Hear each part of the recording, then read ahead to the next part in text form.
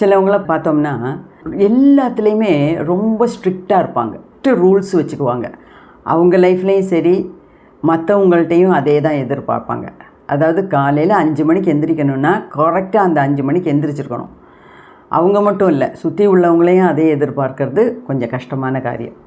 5 மணிக்கு எந்திரிக்க வேண்டிய குழந்தை 5:15க்கு எந்திரிச்சா கூட அன்றைக்கி அடி தான். அப்படியெல்லாம் நம்ம ரொம்ப ஸ்ட்ரிக்டாக இருந்து பிரயோஜனம் இல்லை. நம்ம பர்ஃபெக்டாக இருக்கணும்னு நினைக்கிறோம், அது நல்ல விஷயம். ஸ்ட்ரிக்டாக இருக்கணும், அப்போ தான் நம்ம ரூல்ஸ் எல்லாம் ஃபாலோ பண்ணுவோம். அப்போ தான் நம்ம லைஃப் வந்து கொஞ்சம் சிஸ்டமேட்டிக்காக ஒழுங்காக நடக்கும், போகும். அதெல்லாம் சரிதான். அதுக்குன்னு ஒரேடியாக வாழ்க்கை பூரா இந்த மாதிரி ஸ்ட்ரிக்டாக வச்சுக்கிட்டு பர்ஃபெக்ஷனாக இருக்கணும் அப்படின்னு நினச்சாங்கன்னா அவங்க என்ன ஆகும், அவங்களோட லைஃப்பையே அவங்களால என்ஜாய் பண்ண முடியாமல் போயிடும். அது மட்டும் இல்லை, அவங்கள சுற்றி இருக்கவங்களோட வாழ்க்கையும் நரகமாக்கிடுவாங்க இந்த மாதிரி பர்ஃபெக்ஷன் அப்படின்னு சொல்லிட்டு. ஸோ இது வந்து ஒரு அளவு கடந்த, ஒரு எல்லை கடந்த ஒரு சிந்தனை, ஒரு குணம். அப்போ இது நல்லதுக்கு இல்லை.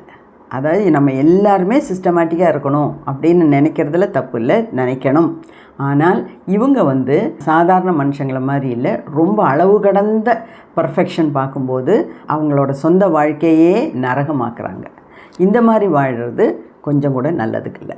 ஸோ இவங்களுக்கு கூட ஃப்ளவர் ரெமெடிஸில் பரிகாரங்கள் உண்டு அப்படிங்கிறதான் நான் சொல்ல வர்றது.